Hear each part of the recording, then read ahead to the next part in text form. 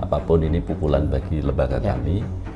Merasa kehilangan sosok ini. Beliau itu dosen swasta di Untak. Di ulang tahun hari lahirnya Pancasila menjadi narasumber di salah satu perguruan tinggi top di Indonesia, di UI, Mas. Dia bisa mengajar di Undip.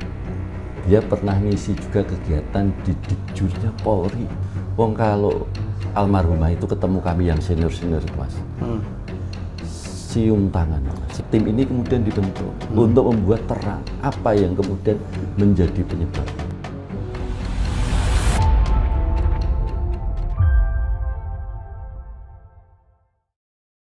Halo Tribuners, jumpa lagi dengan saya, reporter Tribun Jateng, Iwan Arifianto. Kita saat ini dengan Pak Edi Pranoto, Jubir Tim Advokasi Untak Semarang. Kita dalam seksi ini ya, saksi kata, yakni sebuah konten rekonstruksi peristiwa dari narasumber utama. Oke, di samping saya ada Pak Edi. Sehat Pak Edi? Alhamdulillah sehat Mas Iwan. Cerah sekali ini kayaknya Pak. Ya, memang harus meniatkan itu, Mas. Siap, bahwa kita harus selalu cerah dan bahagialah. Oke. Kurang sehat berarti. Siap. Oke, itu ya perkenalan singkat Pak Edi ini Tatiti yang sudah saya singgung di awal. Dia adalah juru bicara dari tim advokasi Untak Semarang yang saat ini sedang istilahnya mendampingi ya atau sedang mengadvokasi kasus salah satu dosen Untak Semarang, yakni biasa dikenal sebagai dosen Levi, seperti itu. Nah, dosen Levi ini sebelumnya ditemukan meninggal dunia di sebuah kos hotel di daerah Gajah Mungkur, Kota Semarang pada Senin tanggal 17 November 2025. Nah, dosen Levi ini meninggal bersama seorang polisi berpangkat AKBP Basuki, lebih lengkapnya seperti itu. Dia adalah mantan Kepala Subdirektorat Dalmas Ditsamapta Polda Jateng. Nah, kita saat ini berkunjung ke kampus Untak untuk mengetahui sebenarnya seberapa jauh sih tim advokasi ini dalam melakukan pendampingan terhadap dosen Levi, keluarganya seperti itu. Kemudian kita juga ingin tahu bagaimana sebenarnya sosok dosen Levi di mata para dosen seperti itu. Nah, sebelum kita Pak Edi, sebelum kita masuk soal update kasusnya, aku pengen tahu dulu Pak, sebenarnya itu sosok dosen Levi di mata para dosen itu seperti apa Pak? Mungkin bisa diceritakan semasa hidupnya. Siap, matur nuwun Mas Iwan. Jadi perlu kami sampaikan, tim advokasi memang dibentuk oleh lembaga Untak untuk mengawal proses ini menjadi terang benderang. Apapun ini pukulan bagi lembaga kami. Ada teman kami yang kemudian ditemukan dalam posisi meninggal di kostelnya. Ya, Dr. Levi bagi kami adalah sosok dosen yang dalam aktivitas tridharmanya itu termasuk bagus. Dr. Levi ini melalui proses rekrutmen Mas untuk menjadi dosen. Di tahun 2022 beliau kemudian diangkat menjadi dosen.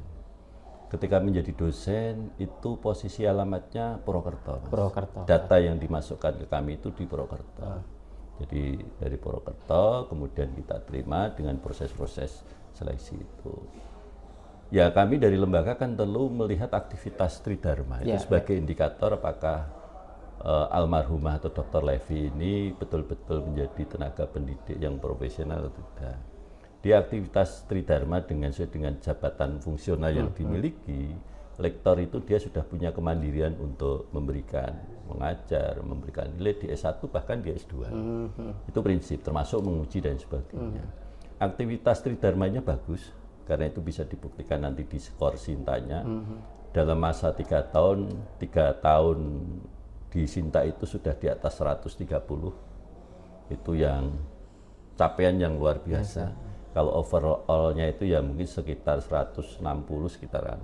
Saya yang 34 tahun Mas, Sinta skor saya itu 3 tahun itu hanya 350 sekian, overall-nya itu sekitar 600 sekian. 34 tahun mengabdi, ini 3 tahun menjalankan profesi dosen dengan Sinta skor itu. Itu menandakan bahwa aktivitas tridharmanya yang terekam di Sinta itu luar biasa. Inilah yang kemudian kami merasa terpukul, merasa kehilangan sosok ini. Dan memang lembaga tidak bisa kemudian karena ini sudah melakukan proses tridharma dan sebagainya. Tentu kami juga melakukan proses-proses pembinaan tentang rohani, macam-macam kepegawaian. Sampai dengan peristiwa memang tidak ada aduan atau laporan terkait dengan perilaku. Oke. Saya cek di Dewan Kode Etik dosen yang ketua dewannya itu adalah Dekan Fakultas Ilmu Sosial, Ilmu Politik, Prof. Liniwardi itu memang nggak ada pengaduan itu. Sehingga kami kaget ketika muncul berita-berita yang luar biasa itu, Mas Iwan. Jadi ini satu lagi bagi kami ada satu pukulan yang luar biasa. Oke. Biar tahu konteks dulu Pak, berarti kan dosen Levi ini kan berprestasi. Kalau skor Sinta itu mungkin pemirsa Tribuners belum tahu itu apa sih Pak? Skor Sinta itu adalah indeks, ya kasar paling gampang gini, indeks kegiatan tridharma yang dipantau oleh Dikti, yang itu secara otomatis akan diambilkan misalnya artikel itu dari Google Scholar, dari berbagai pengindeks, nanti otomatis akan masuk di sana. Kegiatan bikin buku, penelitian, pengabdian, pendidikan, pengajar menjadi pembimbing dan sebagainya, nanti laporan ini akan terkoneksi ke Sinta. Jadi Sinta itu akun yang dimiliki oleh Dikti untuk melihat kinerja dosen. Oke, berarti nggak semua sembarangan orang bisa mencapai skor dalam 3 tahun. Dalam 3 tahun, bisa yaitu 130. Saya contohkan saya yang 34 tahun, itu aja baru 357, overallnya itu 600 sekian. Banyak teman-teman kami yang lebih senior, di bawah dia jauh, Mas. Ini kan menunjukkan aktivitas yang kemudian terekam oleh Dikti. Dan kami baru tahu misalnya, beliau itu dosen swasta di Untak. Di ulang tahun hari lahirnya Pancasila menjadi narasumber, Mas, di salah satu perguruan tinggi top di Indonesia, di UI, Mas. Ini kan tidak semua orang bisa masuk di sana. Dia bisa mengajar di Undip, salah satu fakultas mata kuliah kewarganegaraan dan pendidikan Pancasila. Dia pernah ngisi juga kegiatan di Dikjurnya Polri. Pernah ngisi di Polri, Mabes Polri? Di Mabes Polri. Itu kan nggak semua orang bisa, Mas. Kami ini ya katanya baru terekam ya itu. Nggak ada lah kami yang kemudian punya jangkauan sampai ke sana itu. Ya kami paham betul kan itu kan, paham betul. Kita enggak. Artinya kan ini sosok yang memang punya kemampuan yang sangat-sangat luar biasa. Sehingga prediksi kami itu mungkin nggak sampai 10-15 tahun akan guru besar tercapai. Kalau sekarang 35 tahun, estimasi kami 45, ya nanti usia 45 itu bisa sampai guru besar. Udah megang guru besar.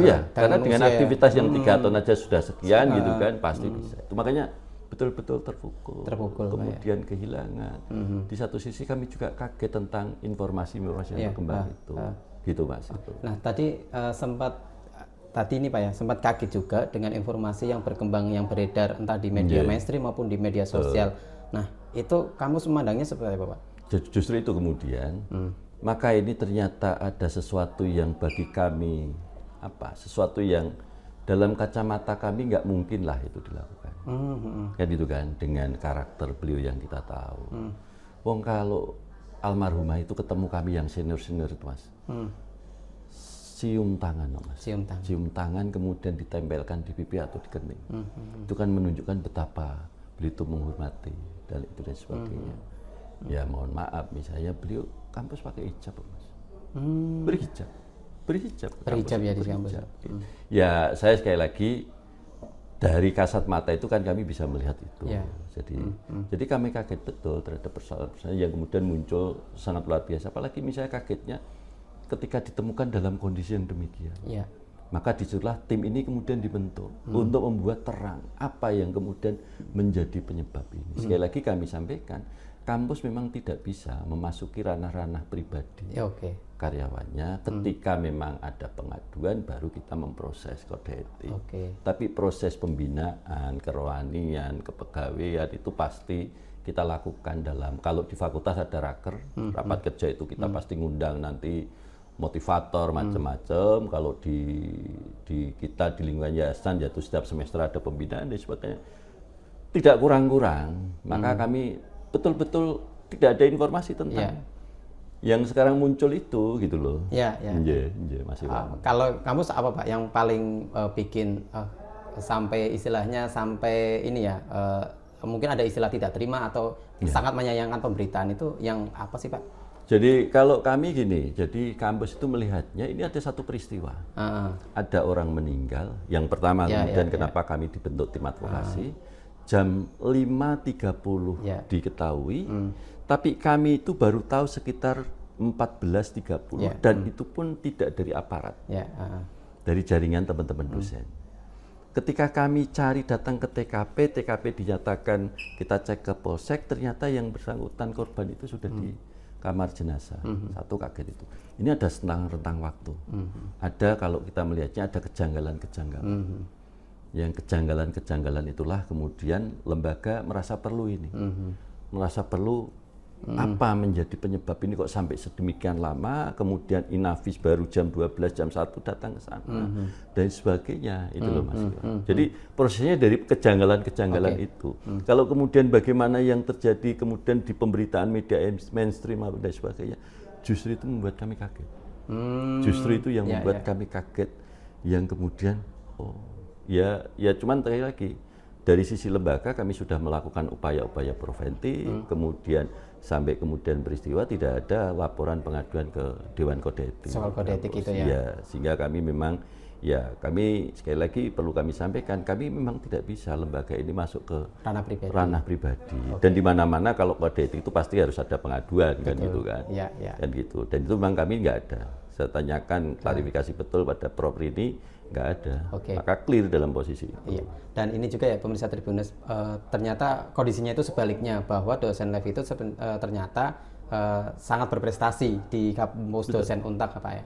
Nah ini Pak Edi, apa sih Pak yang mungkin hal-hal yang membuat dosen di Untak ini merasa sangat kehilangan sosok dosen Levi ini apa? Mungkin dari kebiasaan apa, terus kegiatan apa gitu? Ya tadi, ya orangnya familiar, jadi kita dia dosen walaupun dosen muda tapi kemudian bisa berkomunikasi dengan semua lini, baik dengan dosen, tendik dan sebagainya. Itu kan, itu artinya kan tidak semua kalau dosen muda kemudian dengan orang tua mungkin ya hanya sekedar lewat dan sebagainya. Itu kan menandakan itu satu. Ya satu sisi sosok Levi almarhumah yang tadi kami sampaikan, dia punya progres yang bagus dalam proses pelaksanaan dikjarnya gitu ya.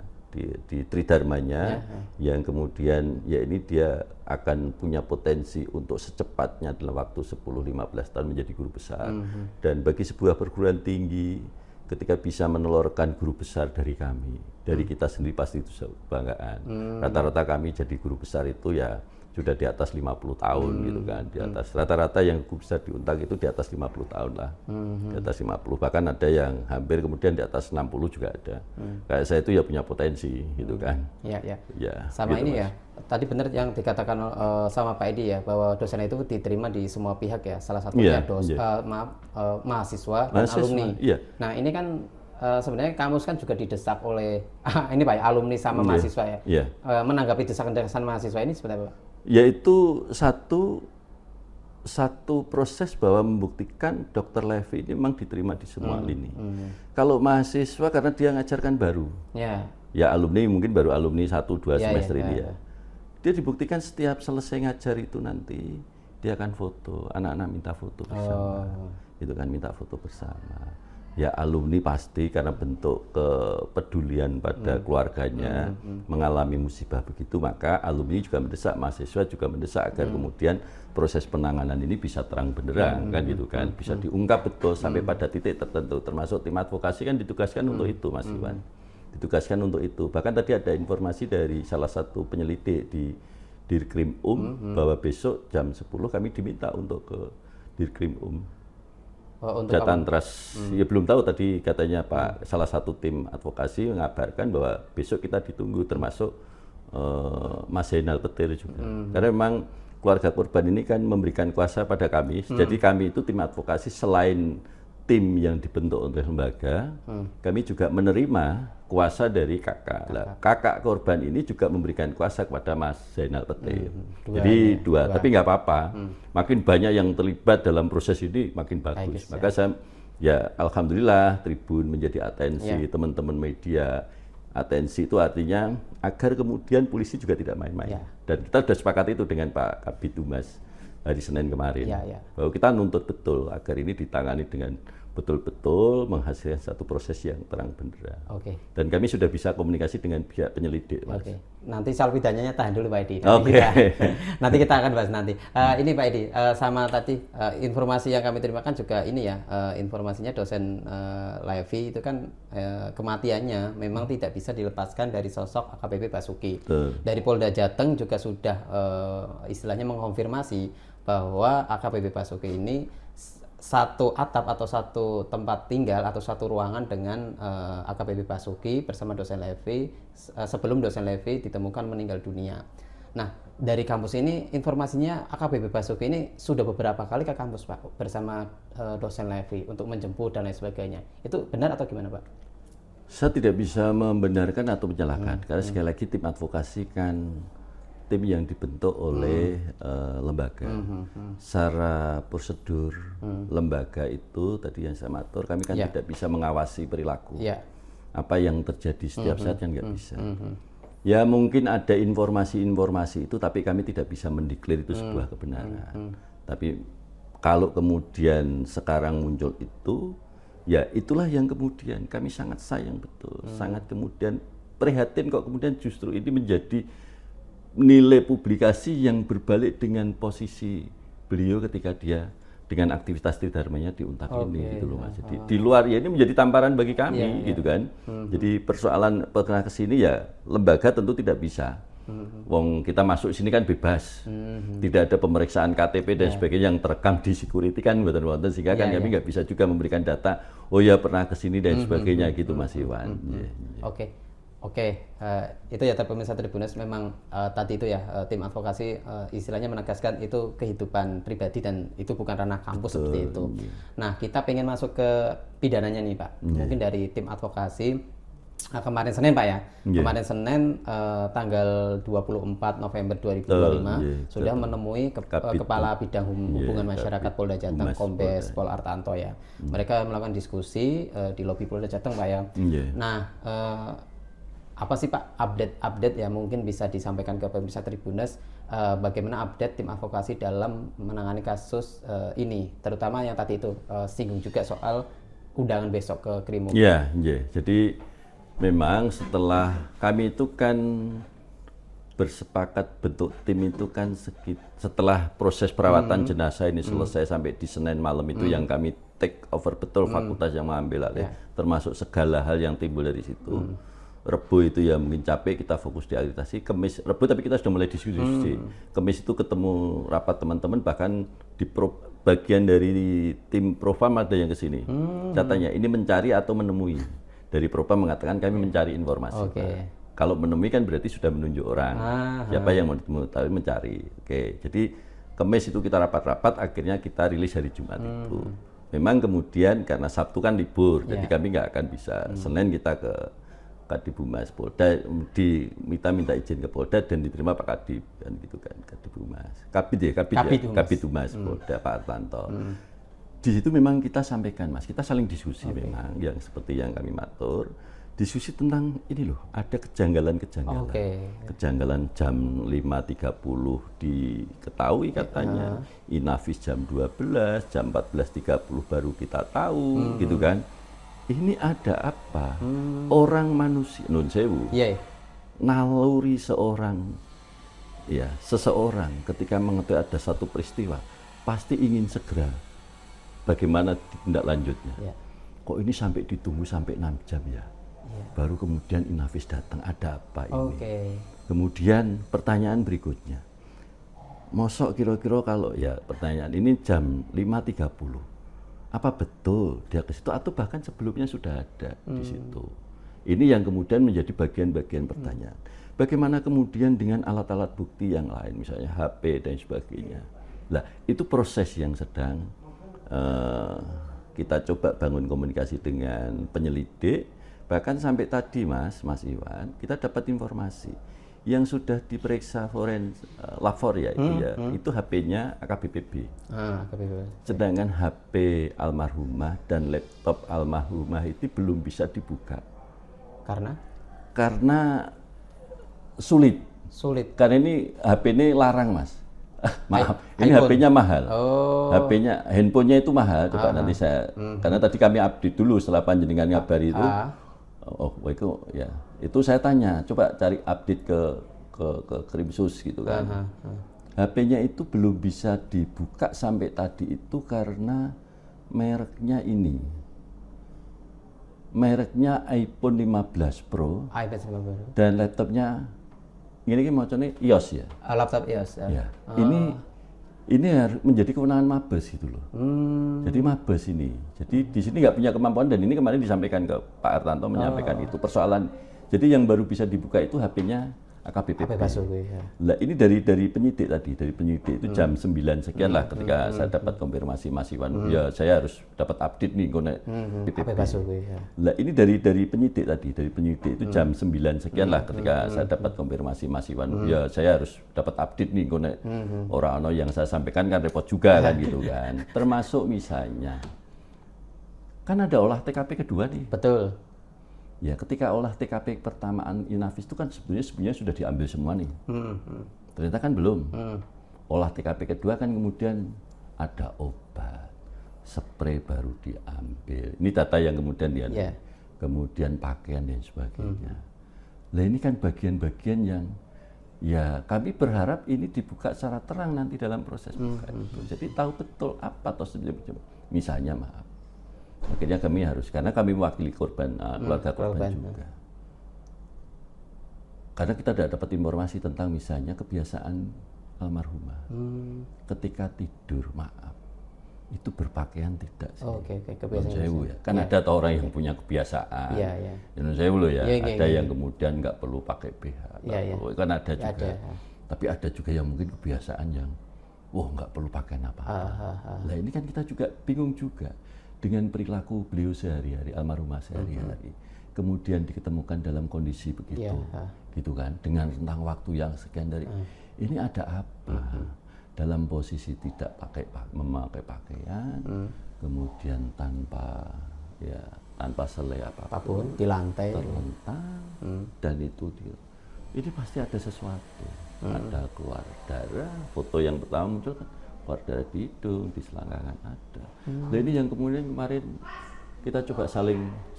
Tapi bagaimana prosesnya tentu ada bagian-bagian yang belum kita sampaikan. Tapi persoalan-persoalan ini muncul di antara kita diskusi dan ini bagian yang nanti akan menjadi penegasan kita. Karena juga untuk mengklirkan juga apakah ini karena faktor obat. Minum obat yang sedemikian rupa sehingga suhu badannya panas. Sehingga dia tanpa sadar melepas semuanya, atau karena ada faktor-faktor lain, kan itu Mas Iwan. Ini orang hukum kan, apalagi saya advokat juga Mas, kan gitu kan. Jadi insting itu, apalagi mantan pengawas kan juga harus begitu, harus berpikiran terbalik kan gitu kan, kan gitu. Ini yang kemudian, inilah yang kemudian ditugaskan kami untuk membuat terang benderang, agar semuanya ya bisa diterima dengan akal sehat, kemudian kita, oh ya memang peristiwanya. Kalau tidak kan tetap kami akan tetap secara profesional minta polisi untuk melakukan itu. Ada 2 poin menarik Pak Edi, soal gadget korban dan satu lagi soal tadi itu ya, ada foto ini ya, bercak darah, meskipun itu ini Pak ya, foto itu kan belakangan juga infonya juga dihapus. Gitu. Nah itu gimana Pak? Ya justru itulah yang kemudian kemarin kami ke Polda, ketemu Kabitumas. Ya rangkaian-rangkaian ini yang kemudian kita minta untuk ada penjelasan tentu menggunakan data saintifik, crime investigation ya, kemudian menggunakan hasil katakanlah autopsi kan juga tidak bisa berdiri hanya satu bidang saja. Mungkin kita juga minta secara komprehensif dengan yang lain-lain yang dari segi patologi macam-macam kan itu. Bahkan kalau mungkin apakah ada misalnya kalau terjadi satu pertengkaran misalnya kan itu maka kemudian detak jantung bekerja keras karena bisa saja apakah mungkin ya kita sekali lagi ini asumsi yang belum apakah mungkin kayak minum obat sesuatu untuk menyelesaikan satu kan gitu kan? Ya, Satu menyelesaikan satu ya, persoalan. yaitu kenakalan laki-laki misalnya Ya, gitu ya. yang kemudian tidak bisa dibendung misalnya Ya, kan. Nah ini yang kemudian kita minta penjelasan. Maka ketika muncul ditemukan obat dan sebagainya, obatnya dari mana dan sebagainya kan kita harus clear, polisi harus clear itu. Tidak bisa hanya ditemukan obat dan sebagainya dan itu akan kita kawal terus proses Oke. itu. Dan nanti tim juga akan menanyakan hal itu ya, maksudnya temuan-temuan itu ya. Selain ya saya nggak tahu besok itu apakah sudah dalam proses gelar perkara, gitu kan, atau dalam proses pelengkapan dokumen menambah informasi tentang dengan penyelidikan. Kalau penyelidikan, kalau memang kami punya kapasitas untuk menyampaikan informasi yang sepaham kami ketahui ya tentu akan kami sampaikan kan gitu kan. Tapi kalau di gelar perkara itulah yang kemudian kita minta ya Kompolnas dan sebagainya, teman-teman media dan sebagainya di proses itu biar kita tahu persis itu loh. Apakah ini ada unsur pidana atau tidak. Tapi yang jelas yang kemudian muncul kan bahwa ini ada kemungkinan potensi besar ada delik pidana yang bisa diancamkan pada AKPP 359 kalau tidak salah kan gitu. Soal kelalaian itu ya. Kelalaian menyebabkan meninggalnya seseorang itu. Karena dari Tapi apakah hanya ya. itu? Apakah ada pasal lain yang Ya. lebih berat kan gitu kan? Betul. Justru menjadi kan itu yang kita tuntut betul ini biar terang benderang nih. Jadi masyarakat juga paham betul, kita paham betul, lembaga paham betul, kami kan gitu Mas. Itu. Siap, Pak Edi. Nah soal ini Pak Edi, hasil otopsi ini kan informasi yang tersebar di publik adalah ada aktivitas berlebihan iya. dan jantung korban mengalami Pecah. Nah itu kalau tim advokasi infonya seperti apa Pak? Justru itu. Ini kan informasi, tapi kan kita memang belum dapat resmi. Jadi belum dapat. Maka justru kita nunggu proses hasil autopsi ini kemudian di-clear. Kami memang ya hanya mendengar dari itu. Jadi ada aktivitas yang berlebihan. Kita analisis toh Mas. Aktivitas yang berlebihan itu apa? Fisik atau non fisik. Bisa saja misalnya diskusi, perdebatan dan sebagainya terjadi toh. Fisik ya jotos-jotosan gitu misalnya. Kan gitu. Atau yang lainnya. Olahraga kenceng macam-macam bisa saja. Kan gitu toh. Nah, kalau olahraga dewean ya mungkin masa sampai ngono kan gitu kan. Misalnya itu. Nah, itulah bagian-bagian yang harus kami clearkan betul. Jadi ketika ini ada misalnya kesimpulan awal dari autopsi ada aktivitas yang berlebihan karena apa? Apa karena pacu karena obat? Karena obat apa? Atau memang ada tekanan fisik, ada ya akhirnya kan begini Mas. Kita laki-laki dan perempuan punya relasi ketika ada persoalan terjadi perdebatan kan itu kan bisa saja saling marah-marahan kemudian terjadi histeris dan sebagainya toh jantung bisa anu juga toh makanya kami juga kaget juga ketika kemarin dapat informasi gini tensinya 190 nih kemudian gula darahnya 600 nih padahal kami ketemu dengan almarhumah itu kondisinya baik. Pas terakhir hari Jumat itu ya? Saya Jumat tidak, kalau saya pribadi, saya ketemu terakhir itu hari Selasa. Hari Selasa? Selasa, jadi tanggal berapa itu? 18 kalau nggak salah. 6 hari sebelum meninggal dunia? 6 hari sebelum meninggal. Saya ketemu memang, dan itu salin. Karena Rebu, Kamis, Jumat saya tidak kampus karena saya punya aktivitas. Sabtu saya kampus nggak ada. Itu ya salaman biasa, dia ke kantin juga pesan makan minuman, di kantin ya makan gitu kok Mas. Kan artinya 600 ya gula darah 600 itu kan sudah luar biasa Mas. Pak Kastubi itu teman saya, kalau mau makan dia nyuntik dulu Mas insulin Mas. Itu padahal di bawah 400 itu. Kalau mau makan itu pasti bawa alat sendiri itu. Lah sembayangkan yang 600 itu mesti perlu penanganan khusus. Lah itu nggak kelihatan waktu Selasa itu. Lah ini yang kemudian menjadi pertanyaan-pertanyaan kok muncul kesimpulan gula darah sekian, kemudian muncul tensi 190, 190 ya tergantung manusianya ya kalau gitu ya. Wong saya rata-rata 170, 100 ya kalau itu saya secara kasat mata kita tidak bisa. Tapi yang tadi gula darah 600 itu kalau menurut informasi teman-teman yang mengalami ya satu contoh teman kami itu nyontek Mas. Mau makan tuh pasti ngeklik dulu Mas. Artinya harus ada penanganan medis di rumah sakit dan seterusnya ya. Jadi memang yang sementara dikeluhkan almarhumah itu kan katanya ada ini asam lambung gitu. Yang ngeluh asam lambung. Keluhan yang kemudian ketika almarhumah itu pamit pada ketua bagiannya itu kan harus pulang duluan karena ada sakit, tidak enak, asam lambung, itu sih hanya itu. Hanya sakit asam lambung gitu ya? Itu yang kemudian di teman-teman cerita pada kami, kan itu kan sebagai tambahan informasi. Oke, siap Pak. Pak, ini kan Polda Jateng sudah ini ya melakukan berbagai langkah ya penyelidikan kasus ini sebelum melakukan gelar perkara. Seperti apa? Melakukan olah TKP di lokasi kejadian, kemudian memeriksa mobil dari AKBP Basuki, kemudian juga memeriksa beberapa alat bukti lainnya. Nah, kalau tim advokasi melihat kinerja Polda Jateng ini seperti apa, Pak? Ya, karena saya berharap penyelesaian kasus ini tidak hanya kulit, tapi sampai kemudian ke akar-akarnya. Maka kemudian ketika kami ketemu Pak Kabid Humas itu memang kami saling bisa memahami. Kalau kemudian belum bisa disegerakan proses gelar perkara, buktinya sampai tadi itu tentang iPhone korban, laptop korban belum bisa dibuka, padahal itu kalau menurut saya penting. Ya siapa tahu kemudian diskusi di HP kemudian menimbulkan tensi kan bisa saja Mas. Katakanlah kita saling di HP kan bisa saja toh Mas Iwan tiba-tiba misalnya kan gitu ya, saya tiba-tiba dapatnya wah kan bisa saja. Itu yang harus dibuka laptop, karena itu nanti akan menjadi ada rangkaian-rangkaian dari yang kemudian menyebabkan pasti beliau meninggal itu kenapa gitu kan. Pasti ada informasi-informasi yang perlu didapatkan dari termasuk laptopnya dan sebagainya. Termasuk kemudian yang ditemukan di TKP, misalnya spray dan sebagainya. Ya, aktivitas yang berlebihan itu dulu spraynya ono tetesan ora kan gitu. Misalnya itu kan bagian. Maka kami percaya, kami masih dengan Pak Kabid, sekali lagi secara institusi pasti kepolisian akan menangani perkara ini dengan profesional, dan itu yang kami tuntut.